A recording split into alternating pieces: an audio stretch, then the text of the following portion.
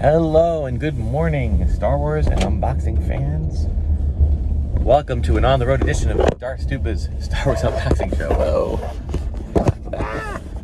Sorry about that. Okay. Yeah, I don't have a good car system here. Lens flare, J.J. Abrams. All right. So we are on our way. Actually, the first part of this or my day is actually have nothing to do with the Star Wars or unboxing, but it has everything to do with my other favorite thing to do, and that is to go see fun movies. And I am finally, this is the time of the recording of this is Saturday, March 22nd, almost a full month after its premiere.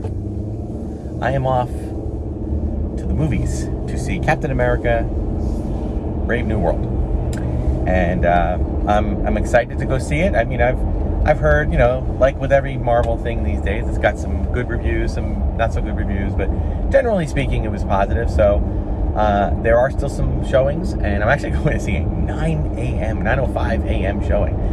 I haven't been to a movie theater at 9:05 since I can't even remember when. So I'm excited about that. But what does that have to do with Star Wars? Absolutely nothing. After that, however, excuse me for my little Halcyon air freshener here. After that, however, I am going to check out there's one, maybe two, two local up near where I go. There's no movie theater near where we live. We have to drive into the next town to get to the movies. So in that town, or near the next town from there, is a vintage toy or antique store that I want to check out. If you recall in my video, I made a few kind of checklists of a couple of places that I want to check out and see if there's any vintage or any kind of Star Wars available in their stores. There's also an indoor flea market that way that I'm going to check out. So we're going to see what we will find, if anything. At the time of this recording, there has not been an excessive amount of Star Wars news, other than they've been talking a lot about, I guess Hasbro's doing another fan stream next week. So I'm sure there'll be some more VC announcements there. Of course, we have Star Wars Celebration Japan. Very excited about that. Not able to attend. I'm really hoping they're going to do the streaming thing like they normally do. I missed the Star Wars show. Anybody ever watch that? The Star Wars show on YouTube? It was just if you go into YouTube and go Star Wars, just in one word, they have their own channel. It's part of Lucasfilm. It's like a completely official channel. And they used to do really cool shows, and they'd have really cool interviews. And then they kind of changed it to a more short form. It used to be like a half an hour, like a 25-minute show. And Anthony Carboni and Andy Gutierrez used to host it. And then they would then go and do the Star Wars Celebration stage, which became, when I went to Celebration, the last one I did was Celebration 5, I think, 5 or 6, and they didn't have that. And then later on, they started doing that and started doing these all-day live streams, these 8-hour live streams, and they would be both on their stage in the center of the vendor area, and then they'd cut to maybe an occasional panel. I thought that was fantastic. What a great way to enjoy the experience, vicariously, and to be in there. So I know that D23 Expo did it for a little bit, two of them ago, and then last one they didn't do it, which got me nervous. I mean, oh man, I hope that somebody still decides to do it. I can't imagine that they won't. I think it's got a lot of viewership, and the last one they did was just spectacular, and it's become a huge thing. It's like people go to the celebration just to go to that now, and they hang out there the whole time because you get all the guests, all the stars, all the actors, all the creators. They all come out there and they do short interviews. It's fantastic. So I'm really hoping for that. I'm very excited that I haven't heard definitively that it is or it isn't coming back with that, but I'm certainly hoping it does. But if it doesn't, there are tons of local YouTubers that will put up some broadcasting stuff, and I'm sure we'll be able to check it out. So I'm excited about that. Of course, Andor Season 2 is coming out, so I'm really pumped for that. I've been going on a rewatch for different shows. A few weeks ago, I mentioned, a few episodes ago, I rewatched the Book of Boba Fett.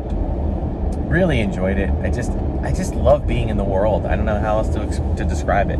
I just love being in that world. I love seeing the world expand, seeing some new things appear, and yet new characters, new adventures come up. It's my equivalent of being like a comic book junkie, you know, someone who just loves getting that next issue and opening up and see where the story takes them, you know. So I really have been enjoying it. And then now I've been rewatching Obi-Wan. And Obi-Wan has been fun because, a couple of reasons. Number one, you know, I always loved that series. I've loved that series, and that it kind of took a return to the prequels to some degree and tried to even further connect the prequels with the original trilogy. And I thought they did a pretty good job at that. And I just really had fun watching it. Again, building the world, building the character. I love the character of Obi-Wan. I hope we get to see Ewan McGregor don the robes again in some capacity. I would love to see that type of thing return, whether it be in a movie or a streaming series, season 2 or whatever. That would be awesome. So, yeah. The other reason I've been into Obi-Wan is because I'm actually, you know, my day job is an orchestral conductor and music teacher for a high school orchestra. And we just played the theme to Obi-Wan. It was a beautiful arrangement that came out for strings and percussion. And I conducted it, rehearsed it with my advanced group, and it's just gorgeous, you know. And it was such a beautiful, kind of an underrated John Williams. What I hope will become a classic, you know. And frankly, it might be the last thing he writes for Star Wars. Who knows? And, you know, he wrote the theme well after Episode 9 came out. So I don't know if he's writing anything else for Star Wars. They may be done. It seems like Ludwig Göransson and other people are coming in and taking over that role. No problem. I like their stuff too, but it's not John Williams. John Williams is the man. So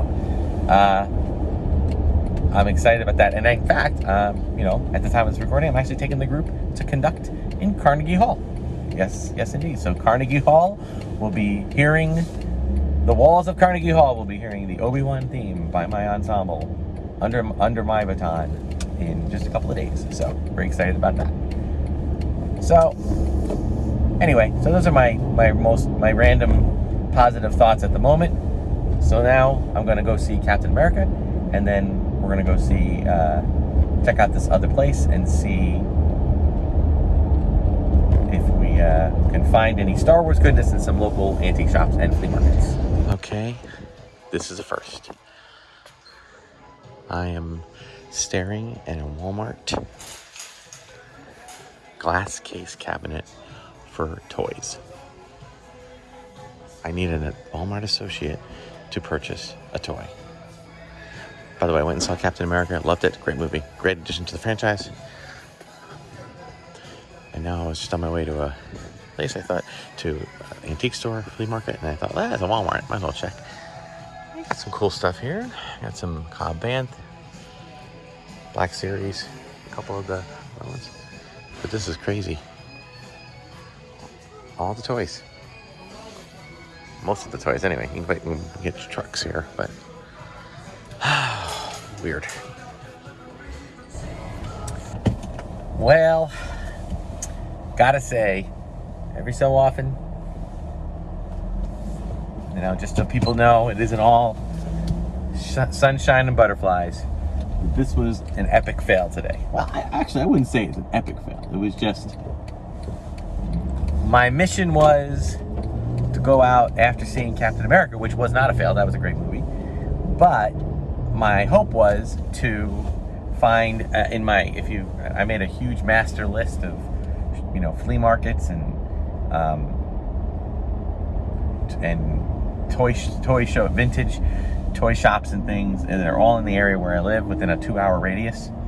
And just so happens that where my movie theater that I go to is, there were one flea market and one toy store that were kind of on the map. And I said, okay, let's go and check them out after the movie. So on my way to the movie, I stopped at a Walmart, mainly to pick up groceries, but it was a super Walmart, so I thought, let's check out their toys just to see what's hanging on the pegs. And lo and behold, I discovered that all the toys are, not all the toys, but many rows of toys were under the guard of glass cases that you'd have to buzz for an associate to come and unlock them for you to pick them up. I'll come back to that in a minute.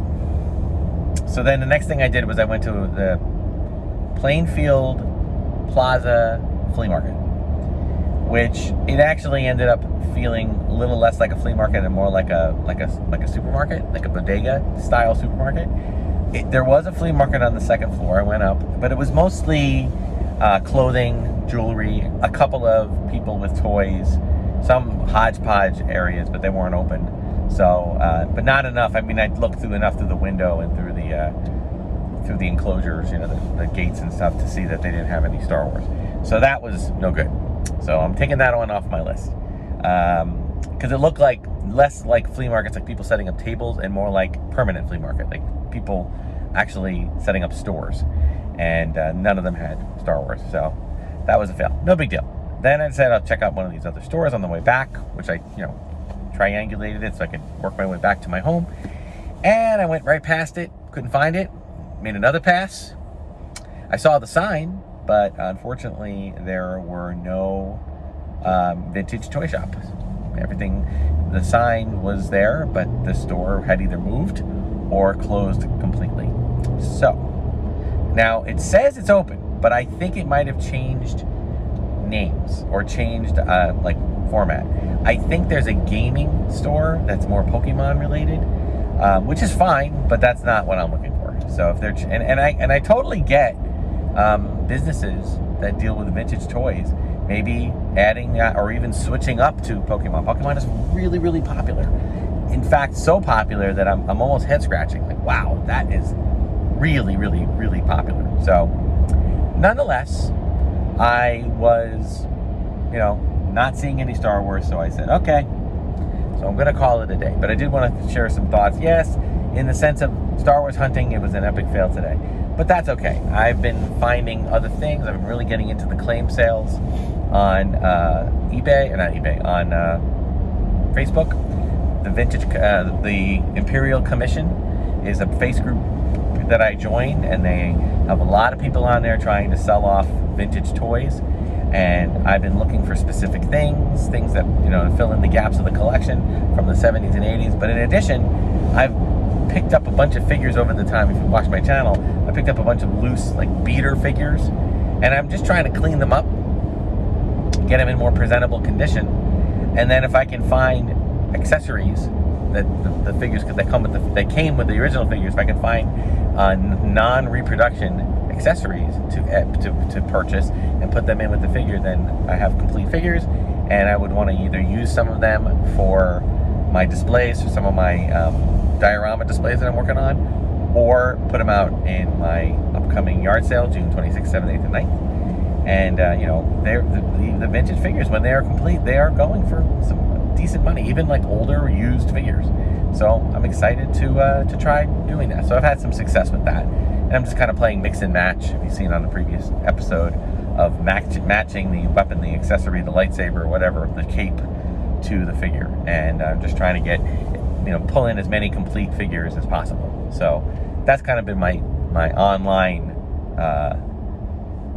journey right now. That's definitely not something you're going to find in too many vintage toy shops or anything of that nature. So, but that's okay. Now it's back to the Walmart, the super Walmart I was in the glass case. Is this a thing? Is this happening everywhere? Leave a comment if you have a Walmart or a Target or a big box retailer that is now putting toys, not collectible toys. I'm talking about the new toys that are out now. The 12, some of them were even on clearance, but they were still in a glass case. Now, I'm trying to think of the benefits of this for the store. I think in one hand, if you put up the display, I'm trying to be positive here, okay? I'll talk about the negative connotations to it as well. But the positive ones that hit me right out of the gate are, first off, you have an open, when you have an open rack of figures, people come through and they mess them up and they put the figures in the wrong place, and they take them in their cart, then they take them out and put them someplace else. Sometimes you have more nefarious people that will take, if there's a figure with a very rare coin or rare weapon or rare extra thing, they'll open up the package and just take that out and leave the figure damaged open package hanging. Sometimes they'll take another figure and take it out. I mean, you know, I could definitely see this. There being reasons why they're doing this.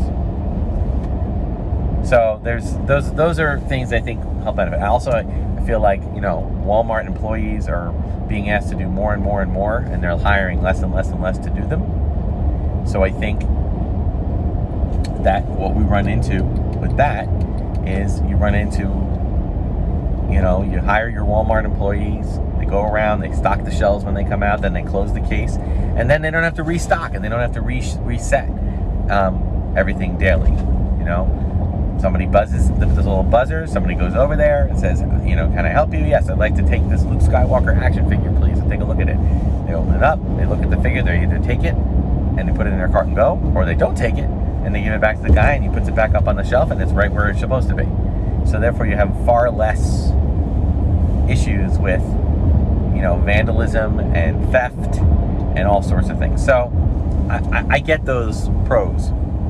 I do think it's beneficial to the collector if a figure comes out of a box and then just gets immediately hung up on a shelf and then the glass casing closes.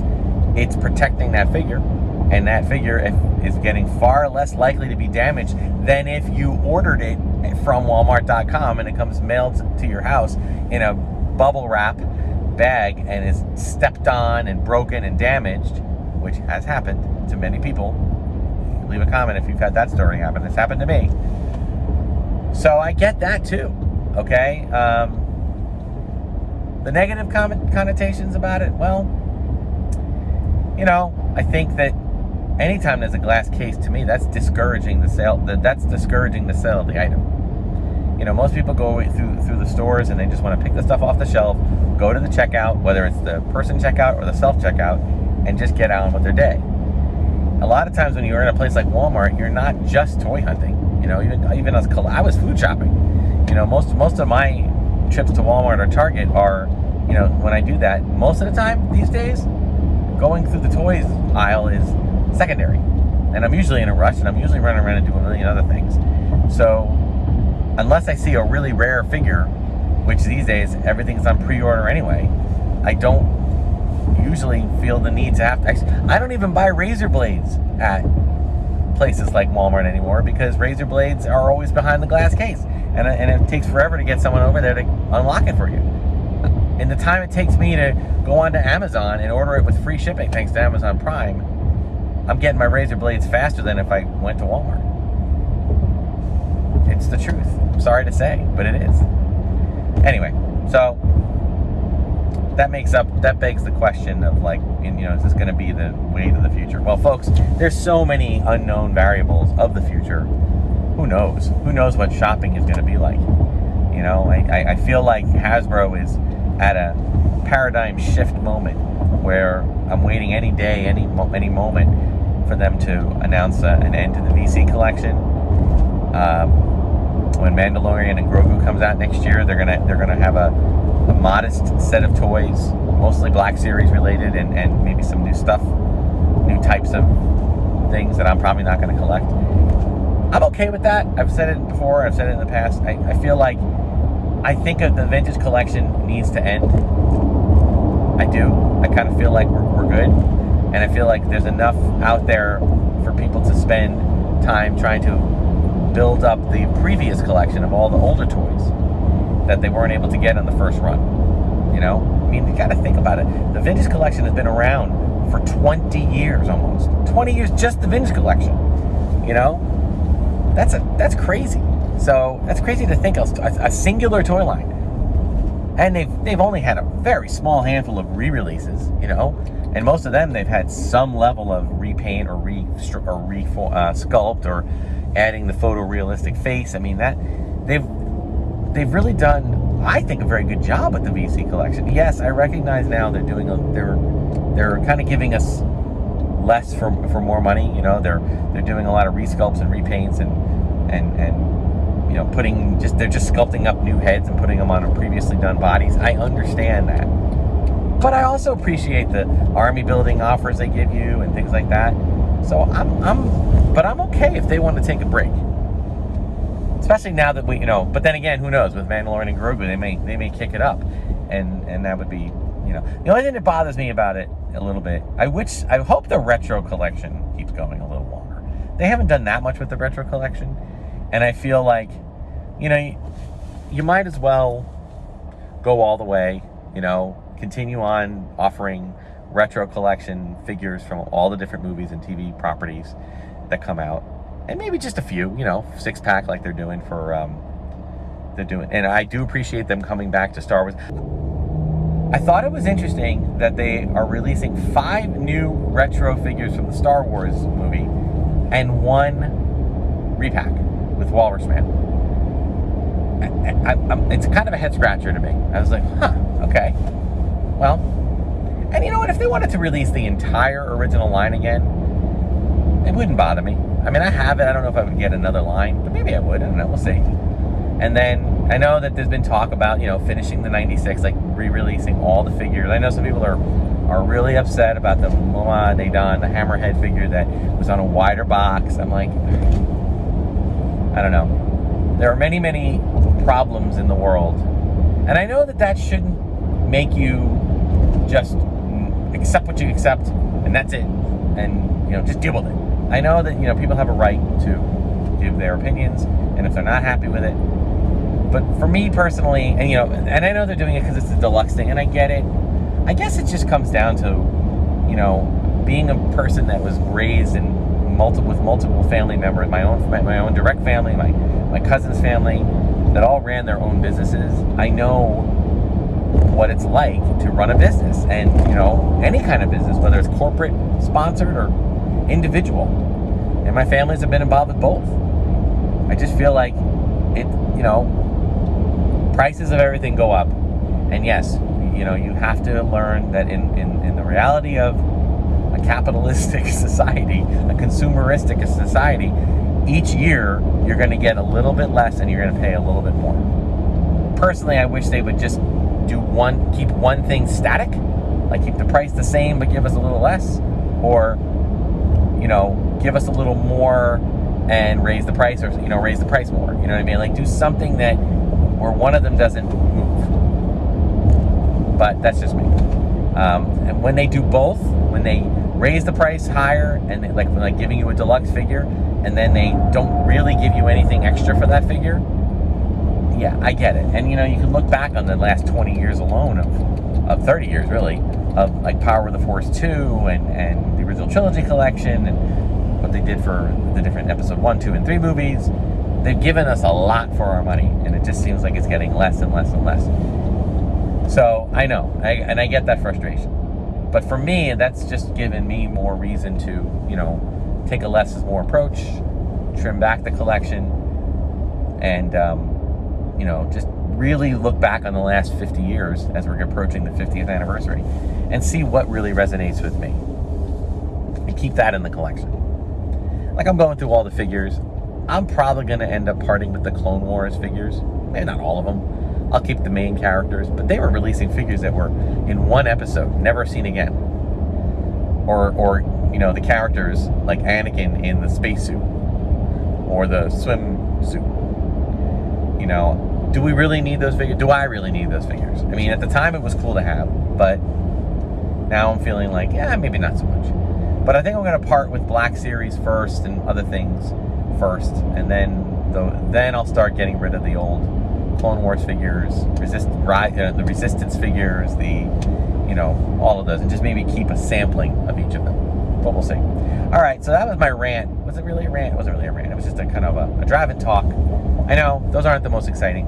All right, I do have a few upcoming update videos coming up, and I have actually had a few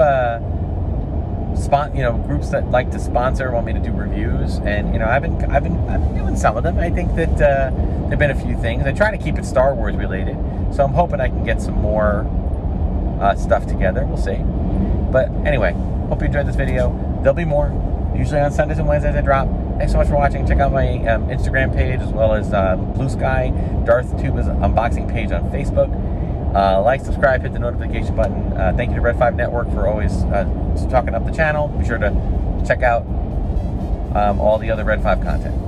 Until next time, folks, thanks so much for watching, and may the Force and the toys be with you.